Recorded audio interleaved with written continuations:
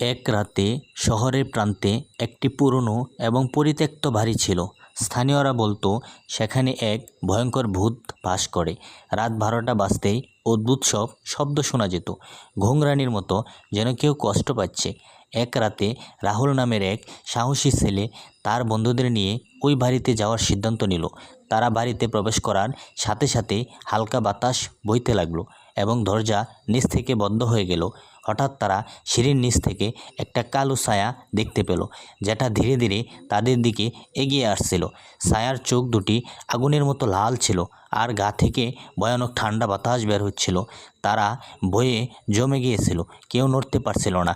ছায়াটি তাদের কাছে আসতেই গলার ভিতর থেকে একটা ফিসফিসানি শব্দ বের হয়ে আসলো এবং বলতে লাগলো, তোমরা এখানে কেন এসেছো?